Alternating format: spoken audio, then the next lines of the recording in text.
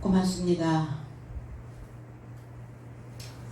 빌라도는 이제 다시 밖에 나가서 저들에게 말을 던집니다. 보라, 내가 저 안에서 아무런 이유를 발견하지 못한 것을 너의 삶에게 알게 하려고 저를 밖으로 데리고 나왔다 라고 이렇게 빌라도는 외칩니다. 빌라도는 좌불안석이죠. 어떻게 해야 될까? 이쪽을 따라야 되나 저쪽을 따라야 되나 아직도 결정하지 못한 채 그 마음은 흘러가고 있습니다. 저와 여러분들은 이미 주님의 손을 잡았습니다. 그럼 주님은 우리의 손을 놓아버리시지 않는다는 거예요. 어떤 손을 잡았느냐? 그리고 오늘 주님의 손을 잡아버린 저와 여러분들의 삶이 어떻게 될 것인가? 현재 나는 어떤가? 우리의 삶에 흘러가는 그 인생은 어떻게 될 것인가? 말씀을 통해서 내 삶을 다시 한번 찾아내는 귀한 시간이 되기를 원합니다. 5절, 이에 예수께서 가시면류관을 쓰고 자색옷을 입고 나오시니 빌라도가 저희에게 말하되 보라, 이 사람이라, 이 사람이로다 하매 그랬어요. 예수께서 가시면류관과 자색옷을 입고 나오신 게 아니라 지니고 나오셨다고요. 짊어지고 나오셨다고. 그러자 빌라도가 저 사람에게 말한다. 이 사람이다.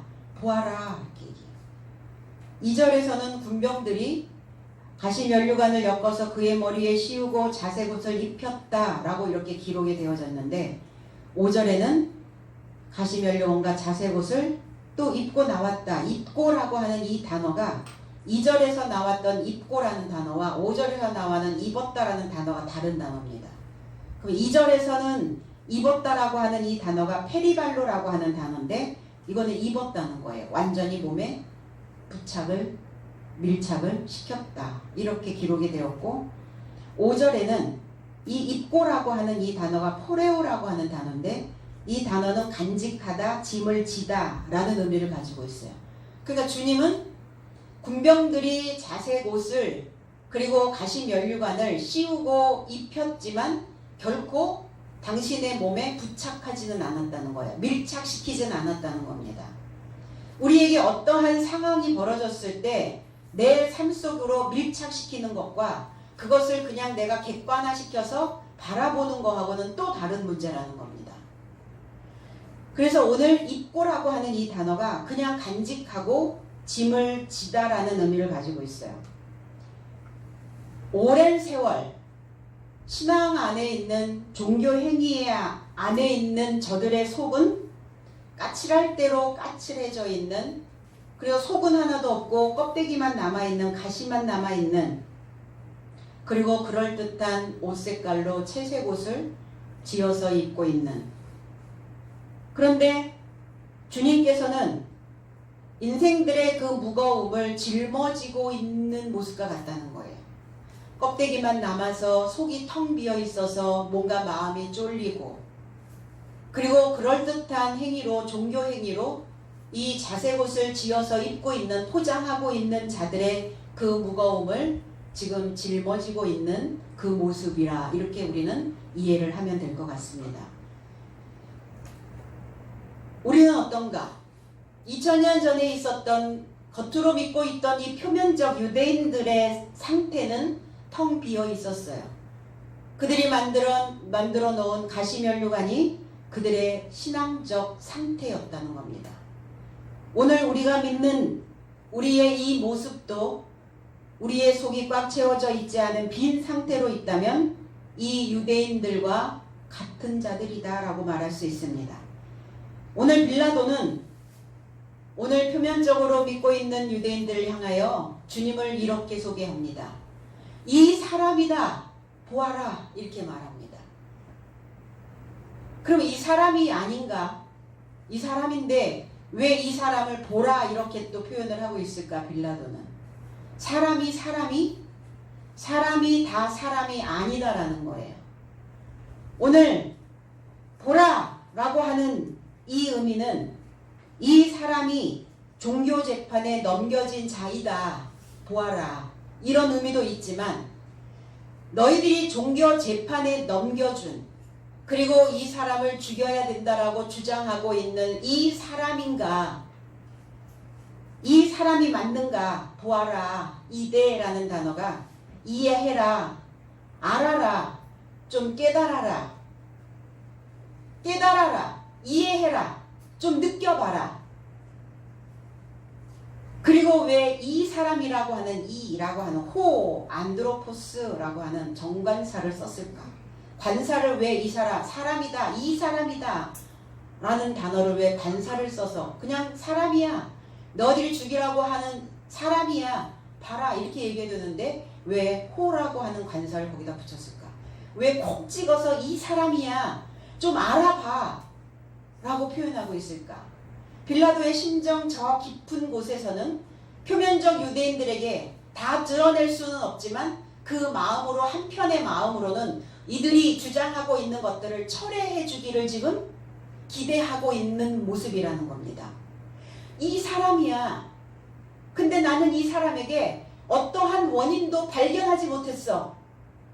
어떤 허물도 어떤 잘못도 나는 지금까지 발견한 것이 없어라고 지금 빌라도는 계속 그 얘기를 표면적 유대인들에게 얘기하고 가고 있습니다. 그래서 이 사람이야. 호안드로포스 인간의 얼굴을 가진 이 사람을 알고 있냐라고 물어보는 거예요. 이 사람은 인간의 얼굴을 가지고 있어. 그건 다 인간의 얼굴이지. 짐승의 얼굴도 있단 말인가? 짐승의 얼굴도 있죠. 그 사람의 눈빛에서 그 사람의 낯빛에서 저는 짐승을 보았습니다. 사람인데 짐승을 봤다는 표현들을 하게 됩니다. 오늘 빌라도는 그 표현을 하고 있는 거예요. 인간의 얼굴을 가진 이 자 알고 있냐? 너희들이 깨닫고 있느냐? 정말 이 사람을 속속들이 이해하고 있단 말이냐? 너희 종족인데 너희 동족이 아느냐? 너와 같은 교를 믿고 있는 자가 아니냐? 그런데 이 자가 인간의 얼굴을 보였다. 인간의 얼굴을 가졌다라는 표현들을 이렇게 하고 있습니다. 너는 이 사람에 대하여 제대로 파악하고 있는지, 이 사람이 가르치고 있는 그 메시지를 이해하고 있는지, 제대로 좀 파악했는지를 빌라도는 그 유대인들에게 던지고 있는 것입니다. 사도행전 14장 11절에 무리가 바울의 행한 일을 보고 루가오니아 방언으로 소리질러 가로되 신들이 사람의 형상으로 우리 가운데 내려오셨다 하여 바울은 바나바는 수스라 하고 바울은 그 중에 말하는 자이므로 허메라 하더라 그랬어요. 바울과 바나바가 루스드라에서 복음을 전할 때 일어났던 사건입니다. 그 루스드라에 있었던 일이 무슨 일이냐? 태어날 때부터 어머니의 배에서 나올 때부터 안진뱅이로 절름발이로 태어났던 자가 있습니다. 근데 그를 일으켜 세우거든요. 퍼포먼스가 아니에요. 육체의 일이 아니라는 겁니다. 관절이 다 꺾이고 다리 한 짝이 짧아져 있는데 육체적으로 일어나라 일으켜 세운다고 하여 그 다리가 한 짝이 길어졌단 말입니까? 근데 그거를 어처구니 없게 그런 퍼포먼스를 믿는다는 거예요. 누가? 사람들이. 그럼 나는 하나님을 믿는 자로서 진실된 것, 사실적인 것들을 얼만큼 이해하고 깨닫고 믿고 있는가예요. 주님께서 던져주신 그 메시지를, 성경에 있는 이 메시지를 얼만큼 이해하고 믿고 있느냐예요.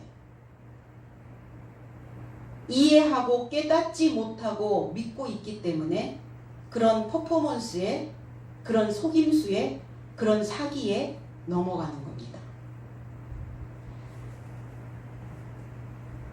바울이라고 하는 의미는 작은 자라는 의미를 가지고 있기도 하고, 이 단어가 파워라고 하는 이 파생된 단어가 있어요. 파워라는 이 단어는 뭐냐면 휴식하다, 멈추다. 그러면 휴식이 필요해요. 내가 지금 표면적으로 믿고 있었던, 겉으로 믿고 있었던 하나님을 알지 못하고 이해하지 못하고 깨닫지 못하고 믿고 있었던 그러한 종교 행위들을 멈춰야 된다는 겁니다. 이게 바울의 의미예요. 그러면 휴식하려면 어떠한 상황이 내 안에 있어야 되느냐? 끝까지 와야 돼요. 하나님의 말씀이 내 삶 속에 끝까지 와 닿아야 인생은 쉼을 얻을 수 있다는 겁니다. 바나바라고 하는 의미는 바르바나스라는 의미예요.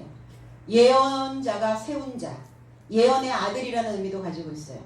위로자가 세운 자, 위로의 아들, 예언의 아들, 이런 의미를 가지고 있어요.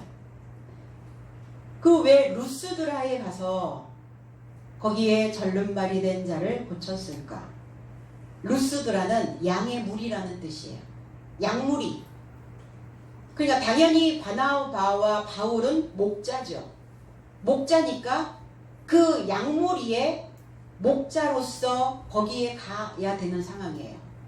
그 양무리가 있는 그곳으로 가서 거기에 나면서 절름발이었던 자를 무엇으로 고치느냐? 말씀으로 고칩니다. 바울의 전하는 복음을 듣고 그가 구원을 받을 믿음을 가진 것을 보고 이랬어요. 그러니까 목자의 행위도 메시지도 중요하지만 내가 그 마음에서 이 삶 속에서 내가 쉼을 얻고 이 말씀이 내 인생의 끝까지 올 수 있도록 다다를 수 있도록 하나님의 말씀을 깨닫고자 그리고 내가 가지고 있는 그 생각에서 내가 벗어나고자 하는 그 믿음을 가지고 있어야만 된다는 겁니다. 그래야 던져줬을 때 그것을 내 것으로 받아들일 수 있는 겁니다. 아무리 좋은 것을 던져줘도 내가 그 믿음을 소유하고 있지 않는다면 내가 이 삶 속에서 건짐을 받아야 되겠다라고 하는 그 마음을 내가 소유하고 있지 않으면 아무리 좋은 것을 가져도 좋은 것을 던져도 그게 다 빗나가 버린다는 겁니다. 오늘 이 루스드라에 있는 이 자가 구원받을 믿음을 가진 것을 보고 바울은 큰 음성으로 이렇게 얘기했어요. 너의 발을 의지하여 똑바로 일어서라 그랬어요. 그러자 그가 뛰고 걸었더라 그랬거든요. 똑바로 일어서라. 그러니까 음성이 나갈 때, 메시지가 나갈 때, 말씀이 들려질 때 우리는 회복력이 발생되어진다는 겁니다. 오늘 듣고 있다면 우리는 똑바로 일어나서 걸어갈 수 있게 되어진다는 겁니다. 두 발로 서야죠. 외발로 한 발로 서 있으면 불안해요.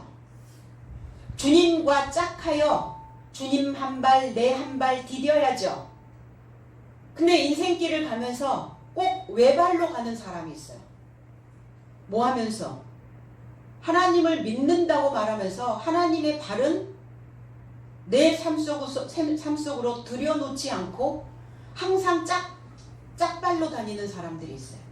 그러니까 삶이 불안하잖아요. 스스로도 불안해요. 그러니까 내 발을 한 발이 아닌 두 발로 설 수 있도록 한 발이 되어줄 사람이 누구인가를 우리는 두리번거리게 된다는 겁니다. 사람은 나하고 똑같은 발을 만들어낼 수가 없어요. 그러니까 주님과 짝해야 되죠. 주님과 짝해서 두 발로 서야 된다는 거예요. 두 발로 서야 똑바로 일어서서 걸을 수가 있다는 겁니다. 육체적인 발로는 걸어 다니죠. 그러나 우리의 심령의 발이 지금 외발로 있다면 불안한 겁니다. 그래서 들어야 일어날 수 있고 일어나면 뛰고 걸으며 하나님을 전파하는 복음의 역군이, 복음의 일꾼이 되어줄 수 있습니다. 그래서 말씀을 새겨 듣고 끝까지 와야, 그래야 위로받는 자로 세움을 받을 수 있습니다. 날 때부터 어머니의 배에서 나면서 절름발이였던 자, 그럼 태어날 때부터 장애를 가지고 태어났단 말입니까? 우리는 영적으로 태어날 때부터 다 절름발이에요. 발이 맞지 않아요. 다 인생을 절뚝거리면서 걷게 되어 있습니다. 그래서 처음에 태어날 때는 똑바로 서서 일어서서 걷는 아이들이 없죠. 다 기어다녀요. 기지도 못해요. 누워있어요.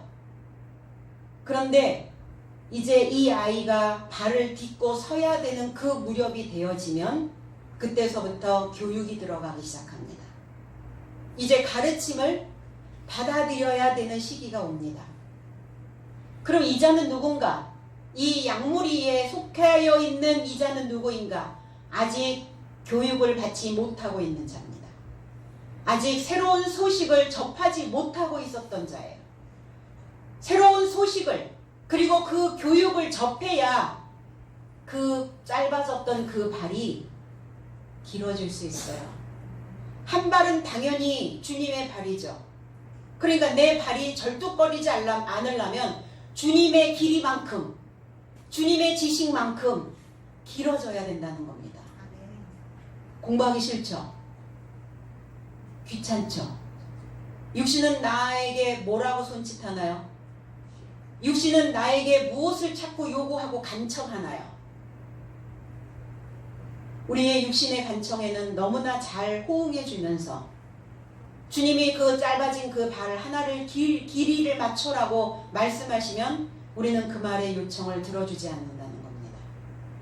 그럼 그렇게 되든지 아니면 이렇게 되든지, 그렇게 되면 또 그 삶으로 절뚝거릴 거면서 이렇게 되라고 하면 이렇게 되는 건 또 힘들다는 겁니다. 우리는 사람의 얼굴을 가진 사람이 되어지기 위해서 우리는 지금 하나님을 믿고 있는 거예요. 그런데 계속 이것에 내가 가지고 있는 그 육신의 것을 계속 혼합해버리면 우리는 계속 그 인생길이, 그 인생의 여정이 똑바로 바르게 세워질 수가 없게 되어진다는 겁니다. 그러니까 그러한 것들이 올 때마다, 그러한 마음들이 올라올 때마다 우리는 쉼을 얻을 수가 없어요. 괴롭잖아요. 마음이 늘 이중 마음으로 갈라져 버리니까. 그래서 끝까지 해야 돼요. 끝까지 붙잡고 가셔야 된다는 겁니다. 누구처럼? 바울처럼요.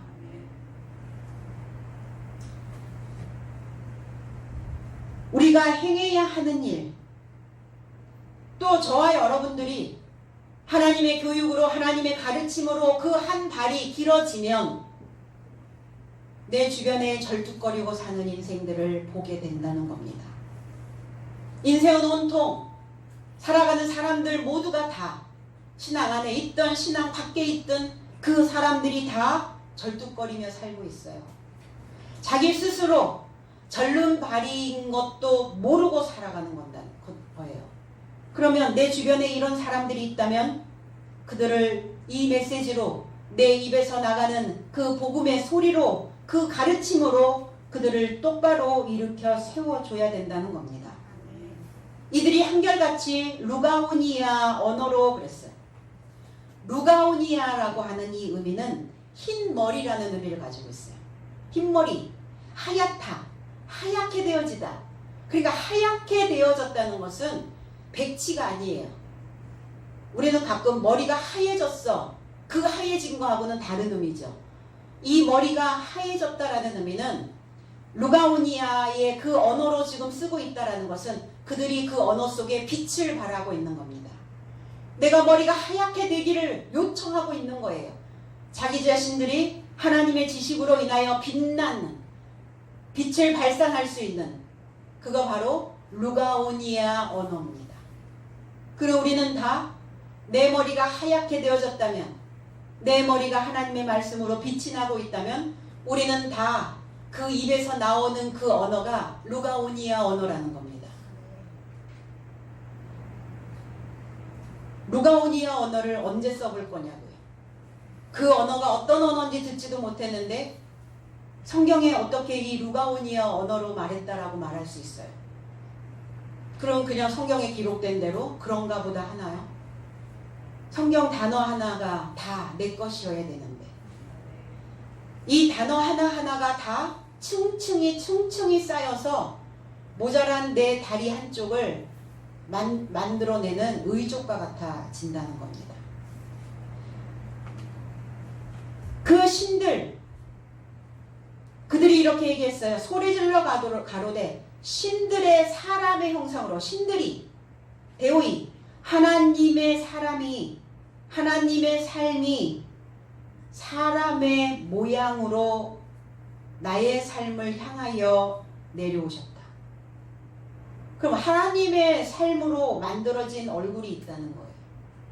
하나님의 얼굴을 가진, 하나님의 사람이 되어진 자가 있다는 겁니다. 오늘 바울과 바나바가 이 사람이다, 사람의 얼굴을 가진, 하나님의 얼굴을 가진 자로다 라고 이들은 지금 소리 지르고 있는 겁니다. 바나바를 수스라, 바울을 허메라 이렇게 말합니다. 바나바라고 하는 이 수스라고 하는 이 단어는 헬라어로 주스라는 단어예요. 주스. 이 주스라는 이 단어가 뭐냐면 그리스 로마 신화에 나오는 신의 왕, 신의 아버지 제우스라는 단어예요. 제우스 이렇게 된 거죠. 제우스. 이 제우스는 어떤 신인가? 하늘에 대낮에 밝은 빛을 만들어내는 신입니다. 천둥을 만들어내고 번개를 만들어내고 비를 만들어내고 바람을 보내는 신을 제우스라고 이야기를 해요. 그리고 허메라는 이 단어는 헤르메스라는 단어예요. 그럼 바울이 헤르메스라고 하는 그 신의 이름을 받았다는 것은, 헤르메스라는 단어는 찾다, 찾아내다, 조사하다. 그러니까 찾아내셔야죠. 사람을 찾아내셔야 돼요. 내 안에 감춰져 있는 천의 얼굴을 가지고 있는 내 속에 있는 그 얼굴 중에 하나님의 얼굴을 찾아내셔야 된다고요. 그런데 우리는 왜 자꾸 짐승의 탈을 쓰죠? 왜 자꾸 짐승의 얼굴을 하려고 합니까? 그냥 늘어질 대로 늘어지고 싶은 본능에 충실한, 나의 어떤 본능만 충족하기를 원하는 그 순간 우리의 얼굴에는 짐승의 얼굴이 쓰여진다는 겁니다. 벗어야죠, 그 탈은. 하나님의 모양을 가진 사람을 저와 여러분들 속에서, 내 속에서 찾아내시라고요. 이게 헤르메스예요. 바울에게 줬던 그 신의 명칭이기도 합니다. 그러면 그 명칭은 우리 명칭이어야 되죠. 바울은 바울로 끝나는 것이 아니라 바울의 삶이 내 삶 속으로 들어오면 그 내 삶 속으로 들어온 이 바울처럼 우리는 찾아내야 되고 조사해내야 된다는 겁니다. 내가 지금 어떤 얼굴을 가지고 있는가? 보여지는 얼굴이기 때문에 내 속에, 내 심상에 있는, 내 정신 속에 있는 모든 것들이 다 이 얼굴의 근육으로 드러나 버린다는 겁니다. 숨길 수가 없죠. 표정 하나, 눈빛 하나, 코에서 나오는 콧바람 하나, 눈동자의 움직임 하나, 눈썹의 치켜뜸과 눈썹의 내리앉음과 다 드러난다는 거예요. 그러니까 알아보는 거예요. 내 속에서 나타나고 있는, 우리 머릿속에서 지금 그려지고 있는, 그리고 내가 쓰고 있는 그 탈이 어떤 탈인지를 바깥으로 다 표현되어져서 알게 되어진다는 겁니다. 그래서 못 찾으면, 내 속에서 하나님의 얼굴을 못 찾아내면 헤매요. 험해가 아니라 헤맨다고요. 이제 헤매지 마시고 이제 바울처럼 험해가 되시기를 바랍니다. 계시록 16장 2절에 첫째가 와서 그 대접을 땅에 쏟음에 악하고 독한 헌대가 짐승의 표를 받은 사람들과 그 우상에 경배하는 자들에게 나더라 그랬어요.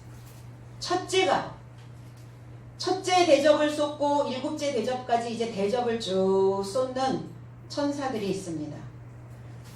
첫째가 지금 그 대접을 땅에 쏟음에 그랬어요.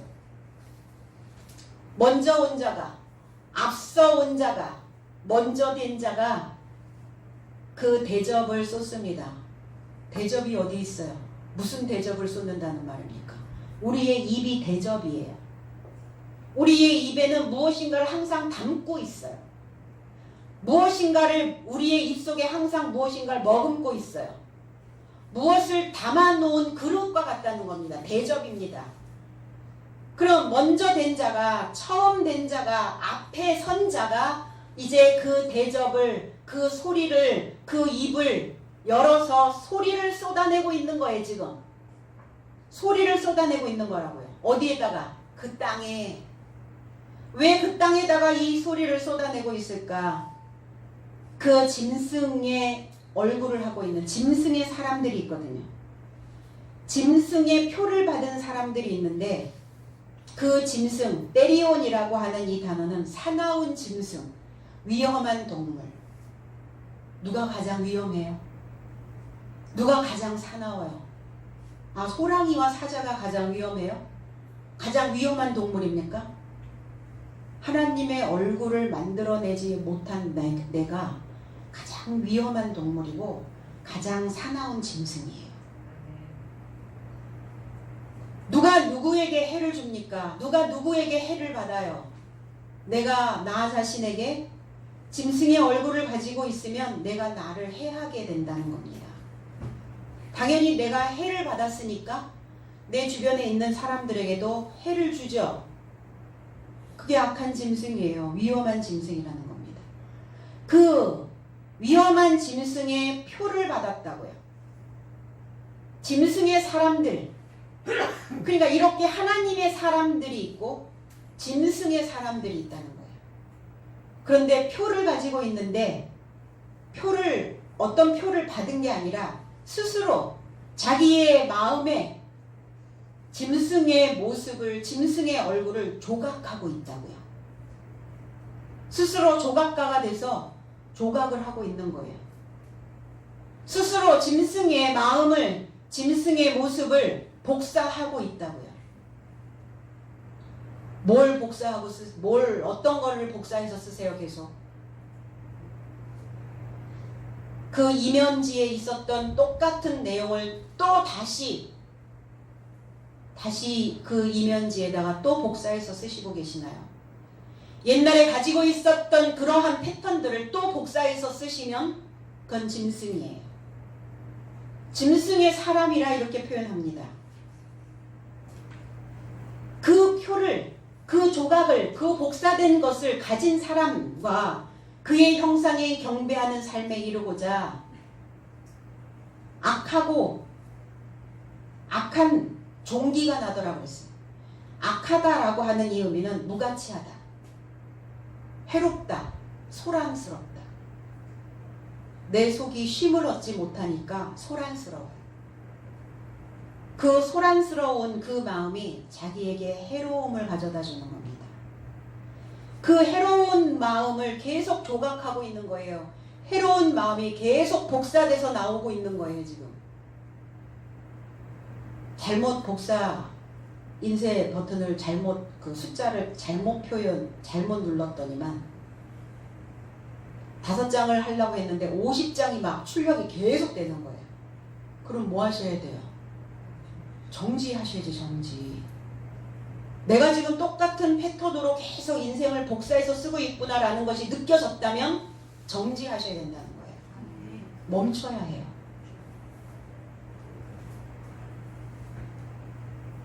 그리고 이 나쁜, 악한, 이 독한 종기 그랬는데 독하다, 호네로스라는 단어는 나쁘다라는 단어예요. 병들었다는 거예요. 타락했다는 겁니다. 본질적인 어떤 성품이 타락해 있다는 겁니다. 종기가 나면 어때요? 뭐가 뾰루지 같은 게 이렇게 툭 붉어져 올라오죠. 뭐를 잡아 끌어 당긴 것처럼 이렇게 살에서 뭐가 이렇게 잡아 끌어 낸 것처럼 어떤 생각 하나를, 나쁜 생각을, 해로운 생각을, 병들어 있는 생각을 자꾸 잡아 끌어올리는 거예요. 이걸 종기라고 말합니다. 나쁜 종기, 괴양이죠. 그것이 발생되어졌다고요. 하나님의 말씀을 이렇게 잡아 끌어올리면 얼마나 좋아요.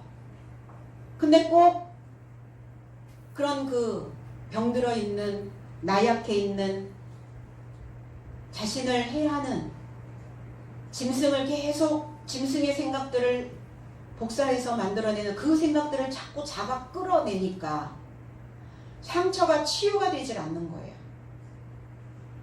나았나 하면 또 잡아 끌어올리고, 괜찮은가 하면 또 잡아 끌어올리니까 벗어나지를 못하고 있는 거예요. 뭐 하셔야 돼요? 예전에 의학이 발달되지 않았던 그러한 시절에는 뭐가 여기서 훅 종기 같은 것들이 이렇게 잡아 끌어올려지면 가장 빠르게 그 근을 빼낼 수 있는 방법이 있었어요. 이명래 고약? 고약 붙이면 되나요? 고약? 이명래 고약을 아시는 분들은 저와 연식이 같다는 증거죠. 그게 아니라 입으로 빨아내는 거예요. 입으로. 종기가 나면 입으로 그 환처에다가 입을 대고 쭉 빨아냅니다. 그러면 근이 싹 빠져버려요. 오늘 내 몸에, 내 피부에, 내 환처에 뭐가 잡아 끌어올려져 죄양이 생기고 종기가, 나쁜 종기가 올라왔다면 오늘 이 입에서 나가는, 이 입으로 빨아내는 이 소리에 그 종기들이 싹 치유되어지기를 축원드립니다. 아멘. 우리는 어떤 사람을 조각해내야 하는가? 무엇을 복사해서 써야 되는가? 그리고 우리는 어떤 사람에게 우리의 마음이 자꾸 잡아 끌려지는가? 마음이 끌려 이러잖아요. 뭐가 우리의 마음을 이렇게 잡아당기고 있는 겁니까? 하나님이신가요? 아니면 사람인가요? 그 사람이 하나님의 얼굴을 가지고 있는 사람이면 너무 좋죠. 더 바랄 것 없죠. 그런데 그 사람이 짐승의 얼굴을 하고 있다면 거기에 잡아 끌려져서는 안 된다는 것이죠. 사람의 얼굴을 가진 짐승인가? 아니면 하나님의 얼굴을 가진 사람, 그리스도이신가? 내 마음이 어디로 잡아 끌려지는지를 우리는 분별해야 될 줄로 믿습니다. 6절에 대제사장들과 하속들이 예수를 보고 소리를 질러 가로되 십자가에 못 박게 하소서, 십자가에 못 박게 하소서 하는지라. 빌라도가 가로되 너희가 친히 데려다가 십자가에 못 박으라. 나는 그에게서 죄를 찾지 못하노라. 또 말합니다. 빌라도는 나는 그에게 어떤 잘못을, 어떤 허물을, 어떤 원인을, 어떤 이유를, 죽여야 되는 이유를 찾아내지 못했다. 그러니까 너희들이 데려다가 십자가에 못 박아라. 나보고 판결을 내려달라 말하지 마라. 대제사장들과 하속들이 그를 알아보고, 누구를 알아보고요? 예수를 알아보고. 그럼 예수를 속속들이 알아봤다는 겁니까? 겉으로요. 그들이 듣기 싫은 소리들을, 그들에게 무엇인가 찔림이 되는 소리를 계속 주님이 말씀하시니까 저 사람 우리에게 늘 찔리는 소리만 하는 사람이야. 꼭 내 얘기만 하는 것 같아. 주님이 뭐 누구를 타겟으로 해서 왜 그 사람 얘기만 합니까? 공통적으로 전부 하는데 내 상태가 그렇게 되어져 있기 때문에 그렇게 듣는 겁니다. 그들이 표면적으로 듣고 있기 때문에 그들의 마음속에 여전히 독한, 나쁜, 해로운 종기가 그 몸속에 환처에 나와 있기 때문에 말씀하고 계시는데, 왜? 입으로 그 종기를 빨아내고자 하시는 것인데 그들은 그 소리가 아픈 거예요.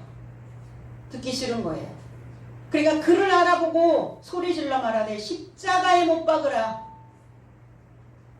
우리가 무엇인가를 강조하거나 강요할 때 반복해서 이야기를 합니다. 또 말합니다. 십자가에 못 박으라. 빌라도가 그를 말합니다. 너의 삶이 그를 취하여 십자가에 못 박으라. 왜냐하면 나는 저 안에서 이유를 발견하지 못하노라.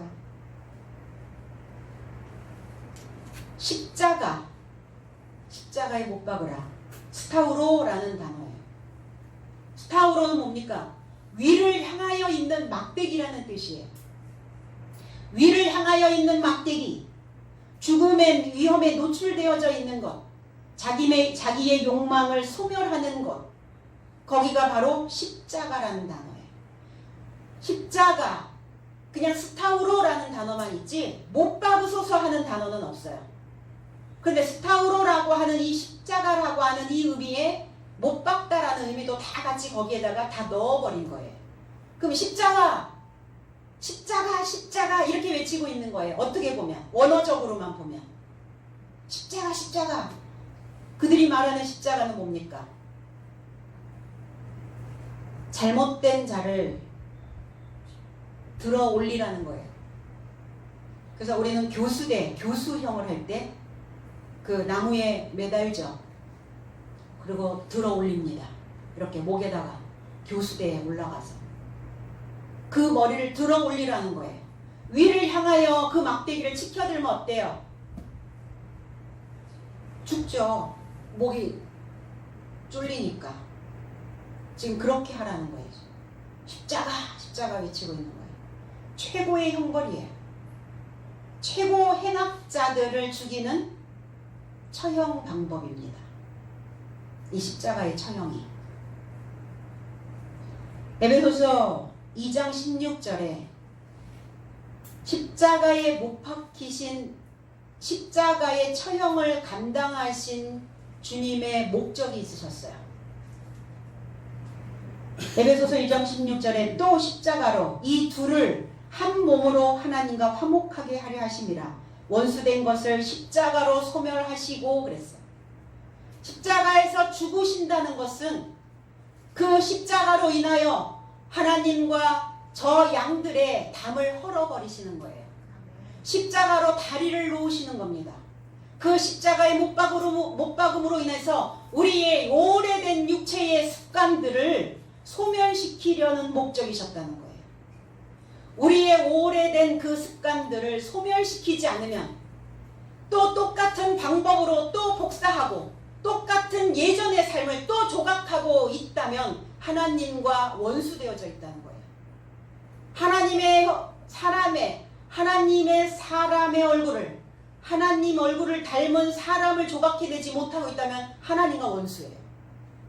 그러니까 그것을 십자가를 통해서 다 소멸하시고 원수된 삶을 다 없이 하시려고, 하나님과 화목하게 하시려고 십자가에서 죽으신 거거든요. 그럼 단독적으로 죽으신다는 말인가? 2000년 전의 역사에서는 주님은 단독으로 죽으셨죠. 단독으로 죽으셨어요. 그런데 지금 이 역사를 내 삶 속으로 받아들인다면 주님과 내가 십자가에 함께 못 박혀야 돼요. 그것을 복음서에서, 서신서에서 사도 바울은 그렇게 해석을 했어요. 이제 그 십자가가 그리스도 예수 혼자뿐만이 아니라 함께 십자가에 못 박혀야 된다라는 것을 말씀하고 있거든요. 오늘 나는 십자가에 무엇을 소멸시켜야 할 것인가? 이 십자가의 말씀을 통해서 나는 어떤 것을 못 박아야 하는 것인가? 여전히 나는 하나님과 담벼락이 쌓여져 있다면 내 육체의 소욕, 육체의 욕망, 육체가 계속 간청하고 있는 그 육체의 것들을 오늘 못 박고 주님과 화목한 그 화목제를 드리시기를 원합니다. 그래서 더 이상 십자가에서 화해가 되어지면 우리는 더 이상 이방인도 나그네도 아닌, 그래서 하나님과 한 몸 되어져서 거룩한 그 삶이 만들어질 수 있다는 겁니다. 그 거룩하게 되기 위해 모여진 공동체가 되어질 수 있다는 거예요. 주님과 내가 공동체. 그래서 이 공동체를 하나님의 가정이라 말합니다. 우리는 하나님의 가정을 이루어야죠. 다 믿는다고 하여 하나님의 가정이 아니죠. 하나님과 내가 하나 되어져야 온전한 하나님의 가정이 되어질 수 있다는 겁니다. 십자가가 어디에 세워져 있는가? 계시록 11장 8절에는 이렇게 말씀합니다. 저희 시체가 큰 성 길에 있으리니 그 성은 영적으로 하면 소돔이라고도 하고 애굽이라고도 하니 곧 그들의 주께서 십자가에 못 박히신 곳입니다. 어디에서 못 박히셨대요? 골고다 언덕, 마른 뼈가 있는, 해골이 있는 그곳이 어디냐고요?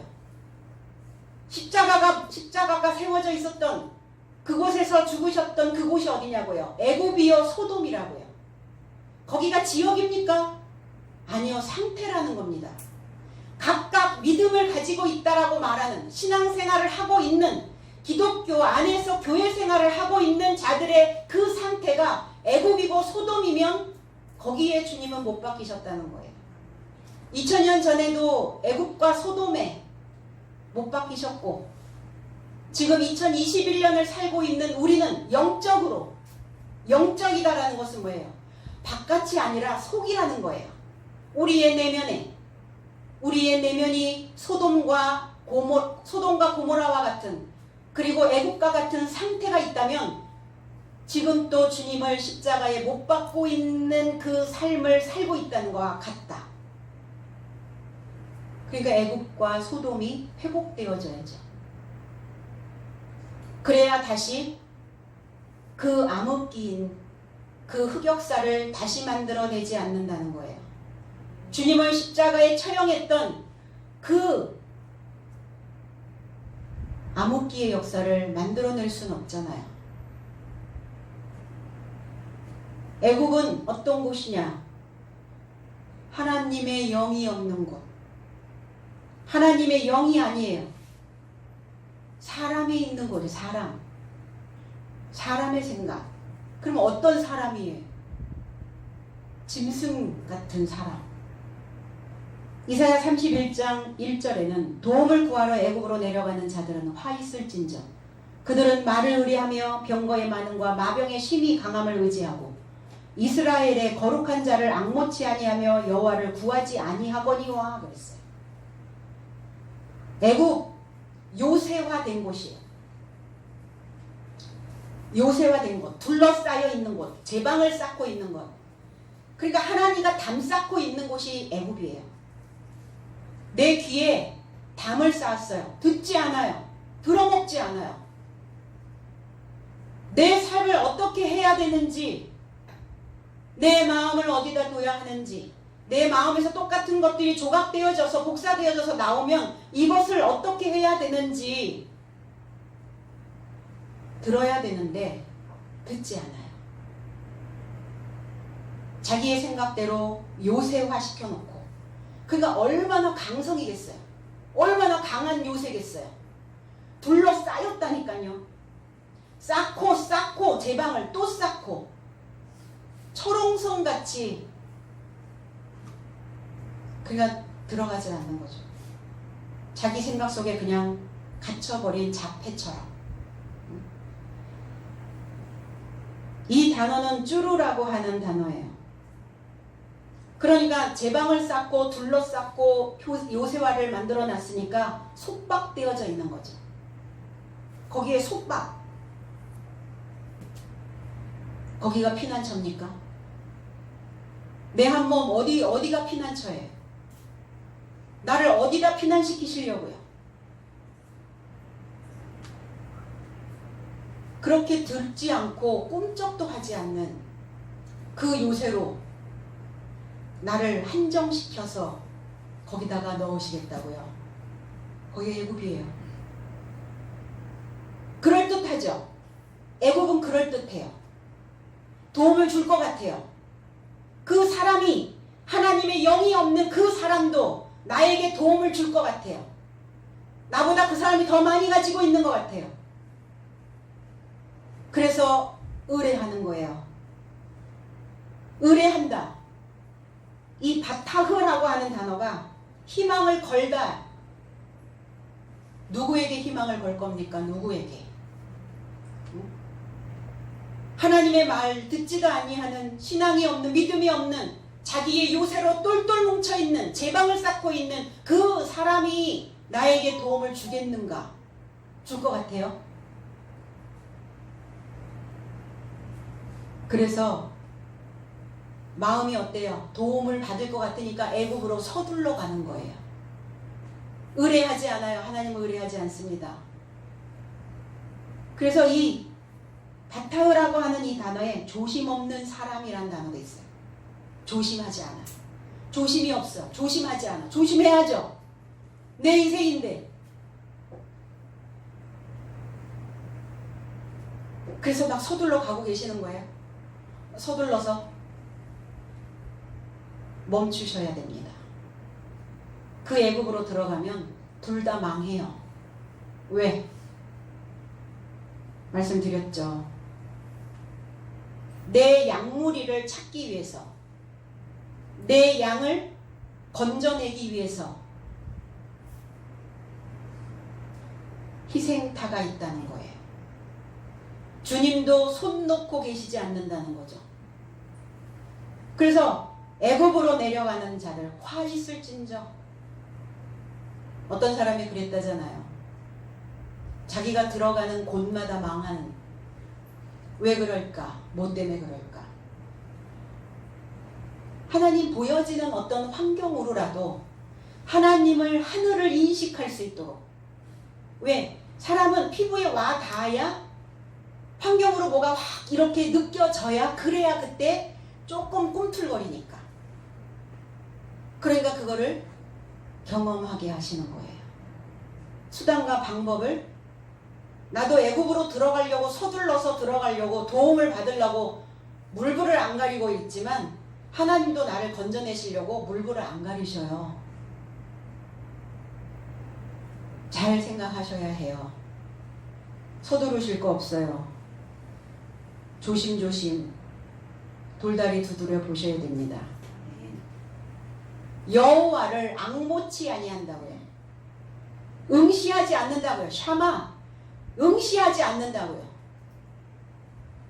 하나님이 나와 같은 상황이 벌어졌을 때 뭐라고 말씀하실까? 둘러보지 않아요. 자신을 둘러보셔야죠. 내가 들어가야 될 그 애굽 둘러보셔야죠. 내가 여기에서 과연 도움을 받을 수 있을까? 그래서 애굽으로 들어간 자들의 삶이 어떤가? 가파른 가장자리. 그러니까 어떠냐면 절벽 끝에 매달려 있는 인생들이 애굽이라는 거예요. 결코 희망을 걸 대상은 아닙니다. 여호와를 구하지 않는다고요. 여호와를 구하지 않는다는 것은 여호와를 찾아내지 않는다는 거예요. 여호와께 묻지 않는다는 겁니다. 묵상하셔야죠. 주님, 내가 무엇인가를 서둘러서 선택하려고 하는데 주님, 내가 이리 해도 괜찮으신 겁니까? 내가 그 애굽으로 가도 내 신앙은 변색되지 않겠습니까? 내가 오히려 애굽에 있는 그를 구출해낼 수 있는 그 묘책을 가지고 있습니까? 물으셔야죠. 내가 가지고 있는 그리스도의 색깔을 입혀줄 수 있다면 애굽으로 가세요. 가셔서 물들이세요. 근데 오히려 물이 들고 있다면 조심하셔야 됩니다.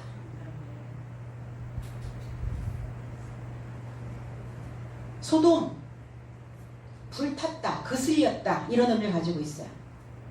그럼 예수께서 십자가에 못 박히신 곳이 어디냐?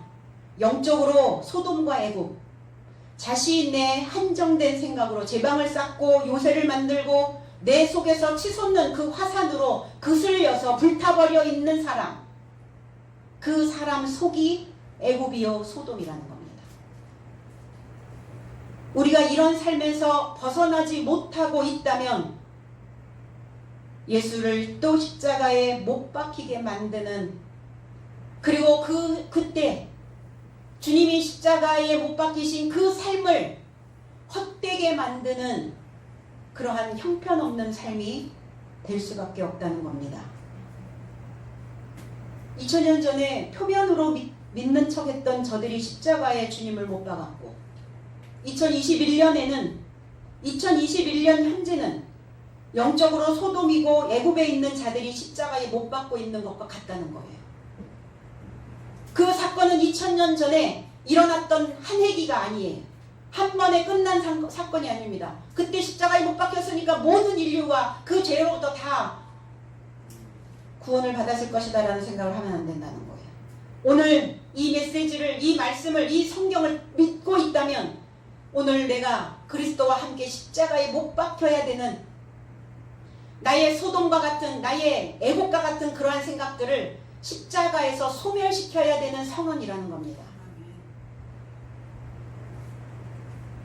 빌라도는 너의 삶이 그를 취하여 십자가에 못 박으라.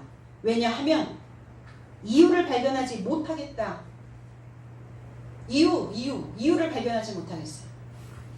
무슨 이유에선지, 무슨 이유 때문에 그리 하는지를 모르겠다는 거예요. 우리 가끔 그렇죠. 무슨 이유 때문에 그래? 알 수 없는 상황으로 만드는 사람들이 있어요.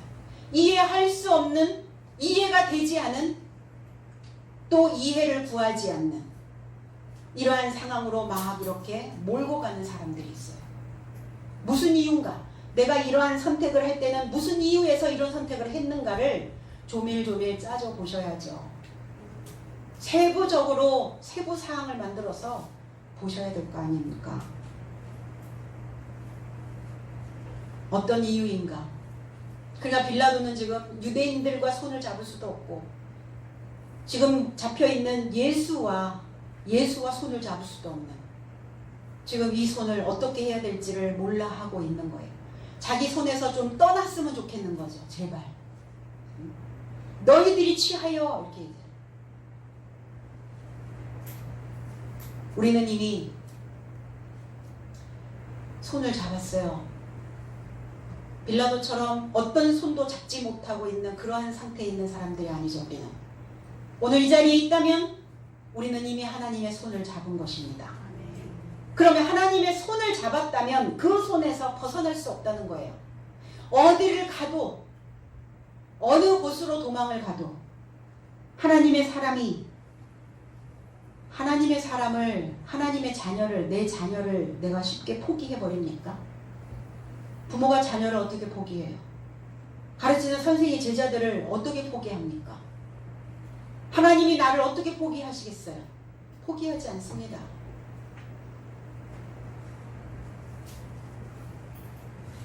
오늘 내가 소돔이고 내가 애굽이라 할지라도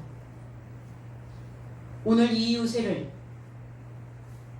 내 성을 무너뜨린다면, 그렇다면 오늘 우리는 주님의 손과 결탁할 수 있게 되어진다는 겁니다. 빌라도가 왜 등장을 했을까요? 빌라도는 가장 비겁한 신앙인의 표본입니다. 비겁한 자. 그래서 내 육신에 유리한 쪽으로 가고자 하는 자. 내 육신. 영적인 게 아니에요. 육신.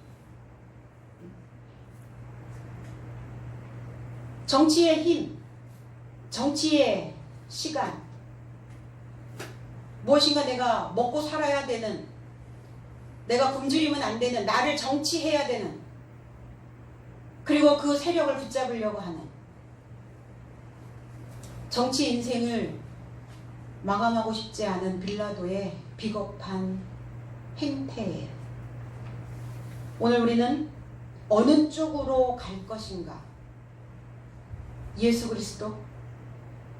아니면 애굽에 있는 소돔과 같은 그슬려 있는 불타 있는 영적으로 하나님의 영이 없는 어느 쪽으로 붙어서 줄서기 해야 유리한가?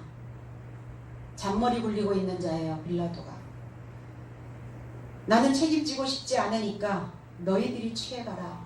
이렇게 던져주죠. 그러면 얼마나 좋겠어요. 그런데 또 그들도 종교법으로 사람을 처형할 수 없기 때문에 로마의 법을 역이용하는 거예요. 로마의 법, 로마법에 의하여.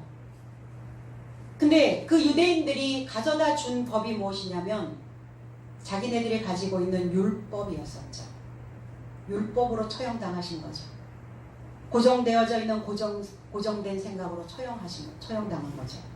7절로 8절 유대인들이 대답하되 우리에게 법이 있으니 이렇게 지금 이제 법을 말하는 거죠.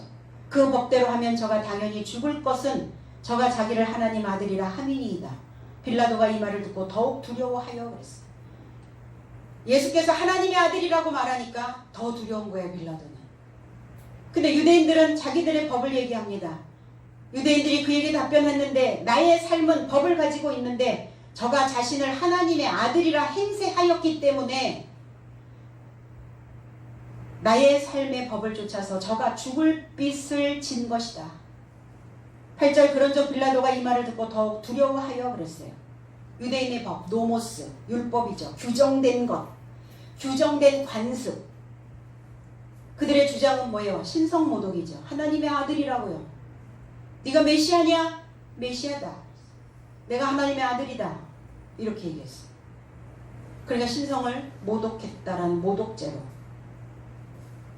저가 당연히, 개역성경에는 저가 당연히 라는 단어가 오페일로라는 단어예요. 그러니까 당연히가 아니라 저가 죽을 오페일로, 빚을 졌다. 죽을 빚. 채무가 있다는 거예요. 하나님의 아들이라 자신을 칭했기 때문에 죽음으로 그 빚을 청산하라는 거예요. 죽을 빚을 졌다. 아니 무슨 죄가 죽을 빚이에요? 사람을 죽이지도 않았는데. 그래서 죽을 빚을 죽음으로 빚을 청산해야 한다고 이들은 지금 주장을 하고 있는 것이죠. 주장이 아니라 그냥 한마디로 떼쓰고 있는 거예요. 논리도 이성도 아무것도 없는 상태. 자기의 마음에 훅 들어와 있는 그 생각 하나로 계속 떼쓰고 있는 거예요. 그렇게 하겠다고. 죽음으로 갚아야 할 빚이 무엇이 있습니까? 말씀을 알도록, 하나님을 알도록 가르침을 주는 것이 잘못인가? 하나님을 알고 믿으라고 너희들의 지금 행태가, 너희들의 상태가 어떠한 것인가를 지금 짚어주고 계시는데 잘못된 것인가? 그냥 둥글둥글 이렇게 굴려서 넘어가야 되는가? 그냥 그렇게 해도 괜찮다고, 그렇게 믿어도 괜찮다고, 그렇게 하나님을 믿어도 상관없다고, 그렇게 그냥 둥글둥글 그렇게 가르쳐야 되는가? 무엇을 믿어야 하는지도 모른 채 세습된 신앙을 유지해야 된다라고 말해도 되는 것인가? 조사하고 연구하고 배워서 믿어야 된다라고 말하는 그것이 왜 잘못된 것인가? 우리 모두가 다 하나님이 세운 자, 하나님의 아들이라고 우리는 지금 말하고 있는데 왜 그때는 하나님의 아들이라고 말하는 것이 안 됐는가? 그들은 하나님을 믿으면서 그럼 하나님의 종으로서만 살기를 원했던가? 신분 상승을 원하지 않았던가? 그냥 늘 그들은 노예 생활로 만족했단 말인가? 하나님을 믿었다면 하늘에 올라가야지. 하늘에 안침바 되어줘야지. 그 위를 향하여 있는 그 지식을 붙잡을 수 있어야 되는데 왜 다 모든 사람들이 보편적으로 알 수 있을 만한 그 지식이 최고라고 왜 지금도 주장하고 있는가? 믿음의 새로운 길을 우리는 이제 열어가야 된다는 겁니다. 우리에게 믿음이 없이는 하나님의 복음이 없이는 어떤 희망도 없다는 것을 깨달으셔야 된다는 겁니다. 나의 주관적 믿음이 아니라 근거 있는 믿음이어야 된다는 거예요. 그래야 우리가 후대에, 후손들에게, 청년들에게 이렇게 믿으라고 분명하게 말해주고 가르침을 줄 수 있는 그러한 신앙을 상속할 수 있어야 된다는 거예요. 막연한 게 아니죠. 분명하고 확실한 것. 주께서 죽으심은 율법을 온전케 하셔서 그 율법으로 인하여 죽으셨는데 그 율법을 온전케 하시기 위함이었다는 겁니다. 다 우리는 반푼이로 태어났어요. 반푼이. 애굽으로 내려가는 거 어린 반푼어치도 없어. 우리 그렇게 표현하죠. 너한테 어린 반푼어치도 없어. 반푼이 얼마나 작은 단위의 작은 단위, 아주 작은 단위. 반푼. 반푼이란 말이에요. 우리 반푼이. 온푼이가 아니에요. 그러니까 이 반푼이 신앙을 좀 모자란 사람들을 반푼이라고 얘기하죠. 그럼 뭐가 좀 부족한 이런 반푼이 신앙을 지혜 있는 신앙인으로 변화시키시려고 그러시려고 그 대가를 치르신 겁니다. 그 유대인들의 신앙관이 지금까지 유전되어지고 세습되어져 왔어요. 지금도 그렇게 믿고 있어요. 습관처럼 믿어요. 그래서 이제 지금 이 시점에서 신앙의 혁신이 변혁이 일어나야 될 때라고 저는 생각합니다. 예수께서 사셨던 그 역사는 과거가 아닙니다. 2000년 전에 있었던 그 역사가 아니라 이제 2021년을 살고 있는 나의 역사로 다시 제 기록이 되어져야 된다는 것입니다.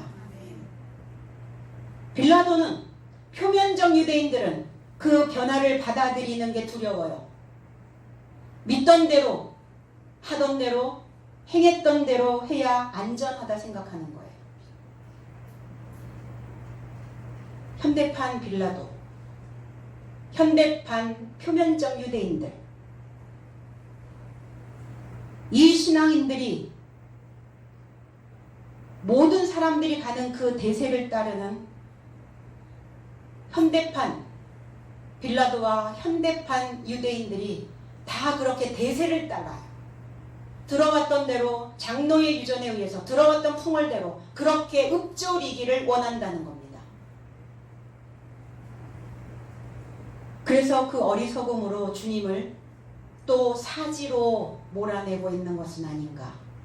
우리는 다시 한번 생각해야 될 줄로 믿습니다. 9절 다시 관정에 들어가서 예수께 말하되 너는 어디로 써냐 하되 예수께서 대답하여 주지 아니하시는지라. 빌라도가 관정에 다시 들어가서 예수께 말합니다. 당신은 어떻게 된 것이냐. 그러나 예수께서는 대답을 주지 아니하셨습니다. 물어보셨는데 왜 대답을 주지 않으셨을까? 대답을 기다리게 하려고? 거기에 어떤 의도가, 주님의 의도가 있으시다는 거예요. 내가 뭔가를 물어봤을 때 대답해 주지 않는다는 것은 스스로 한번 생각해 보라는 거예요. 네가 지금 나에게 던진 질문이, 나에게 던진 그 의문이 너 스스로 한번 네 속에서 답을 한번 찾아내 보라는 겁니다. 예수께서 하나님의 아들이라는 소리를 들었기 때문에 당신은 어떻게 된 존재냐 이렇게 묻고 있는 거예요. 넌 어떻게 된 존재냐? 너는 어떻게 되냐 앞으로? 저들이 십자가에 지금 못 박으라고 너한테 계속 지금 나한테 소리를 지르고 있는데 넌 앞으로 어떻게 될 것 같냐? 물어보는 거예요. 물어볼까요? 여러분 앞으로 어떻게 될 것 같아요? 현재의 내 모습을 보면 앞으로 어떻게 될 건지 보입니다. 빌라도가 어떻게 될 건지 주님께 물어봤다면 네 앞날이나 걱정해라고 말하고 싶으셨을 거예요. 내 걱정은 하지 말고 너가 어떻게 될 건지. 빌라도는 반신반의하고 있는 거죠. 하나님의 아들이라는 소리를 들었으니까 하나님의 아들 같기도 하고 아닌 것 같기도 하고 종잡을 수가 없는 거예요. 그 믿음 안에서 어떻게 될 것인가? 나는 어떤 존재로 살 것인가? 오늘 스스로 한번 정의를 내려보시기를 바랍니다. 하나님의 자녀로, 그리스도의 신부된 자로, 그래서 하나님의 얼굴을 가진 사람으로 존귀한 자가 될 것인가? 아니면 비천한 자로 애굽에 있는 그 삶의 모습으로 짐승의 삶으로 전락해버릴 것인가? 그래서 감정의 풍조에 흔들리지 마세요. 감정이 훅 들어와서 바람을 일으키거든요. 거기에 흔들거리시지 말고 이렇게 하다가 어떻게 될 것인가? 얼른 물어보세요. 이렇게 됐다가 어떻게 될 것인가? 답이 나오겠죠. 어디로서? 그러니까 어떤 상태를 물어보는 거예요 지금. 네가 지금 이런 상태로 간다면 어떻게 될 것인가? 내 상태로, 이 상태로 가면 어떻게 될 것인가? 이 상태로 믿으면 배부르겠는가? 이 상태로 믿으면 굶주리겠는가? 나는 앞으로 어떻게 될 것인가? 하나님과 관계적 손실이 되지 않도록 과거로 퇴행하지 마시고요. 믿음의 요요 현상이 일어나지 않도록. 그래서 뭐 하라고 그래요? 주님의 제자들이, 사도들이 뭘 하고 살았어요? 평생 죽는 그날까지. 열공이요? 열공이 아니에요. 빡공. 빡공이 뭡니까? 빡세게. 열심히는 해요 다. 근데 그 안에 하나 더 첨가해서 빡세게 하셔야 돼요. 주님은 빡세게 가르쳐요. 그래야 바람이 불어도 그 빡공을 한 자들은 거기에 딱 나를 단단히 잡아매요. 사랑의 밧줄로 꽁꽁 묶어라 그러잖아요. 빌라도의 질문에 현재 자신의 모습에서 어떻게 될 것인지 너 나한테 물어보지 말고 네가 네 스스로 물어봐. 네가 지금 어떻게 될 것인지 깨달아야 하지 않을까. 계시록 2장 5절에는 그러므로 어디서 어떻게 떨어진 것을 생각하고 회개하여 처음 행위를 가지라. 만일 그리하지 아니하고 회개치 아니하면 내가 내게 임하여 내 촛대를 그 자리에서 옮기리라 그랬어요. 에베소 교회에 보내는 메시지입니다. 에베소 허용하다, 인내하다. 에베소가 뭘 허용하고 있느냐는 거예요 지금. 어떤 것을 지금 자꾸 허용하려고 하느냐는 거예요. 뭐 하지 못하고, 빡공으로 인내하지 못하고, 어디서 떨어진 것을, 어떻게 떨어진 것을 뭐하라? 생각하라고요. 생각하라고, 기억을 더듬으라고요. 떨어졌다는 것은 뭐예요? 내 신앙에 효과를 얻지 못하는 거예요. 효과를 만들어내셔야죠. 누구 효과? 그리스도 예수 효과. 나비 효과? 여기서 날개짓을 하면 온 세계에 돌풍이 분답니다. 그리스도인들의 효과를 나타내셔야죠. 시온성 교회의 효과를 나타내셔야 됩니다. 배우고 있는 그 배움의 효과를 나타내셔야죠. 효과를 나타내지 못하면 떨어진 자예요. 그러니까 회개하라고요. 뭘 회개해야 됩니까? 어떻게 회개해요? 이 한복판에 그리스도의 진흥을 갖다 넣으시라고요. 이걸 회개라고 말합니다. 메타노이에오. 이 한복판에 그리스도의 진흥을, 그리스도의 그 마음을 두라고요. 여기다가 이거 회개하라. 회개. 이 마음 중심에 이 한복판에 뭐가 있는지. 이 한복판이 문제죠. 이 한복판에서 항상 뭔가 다 파생을 시킨단 말이에요. 그 첫 번째 행위, 삶을 행하라. 첫 번째 행위. 첫 번째 행위가 뭐예요? 첫째로 오신 그리스도 예수. 처음으로 오신 그리스도 예수.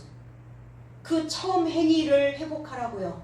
처음에 믿었던 그 그리스도의 마음으로, 그리스도의 진흥으로, 그리스도의 한복판으로 가시라고요. 그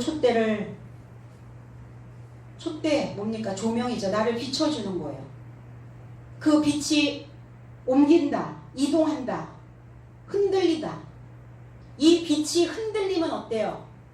이 안에 형광물질이 이제 줄어들기 시작하면 흔들리기 시작해요. 그럼 내 삶이 흔들리면, 하나님을 향한, 하나님을 믿는 이 믿음이 흔들려 버리면 빛을 못 발한다고요. 그 촛대가, 그 등이 역할을 제대로 못한단 말입니다. 이런 상태가 되지 않도록 첫 번째로 오신 그리스도를 믿었던 그 삶을 허용하시고, 그리고 그 등과 그 기름을 준비하는 진실된 참된 신부가 되어지시기를 주님의 이름으로 축복드립니다. 기도하겠습니다. 아버지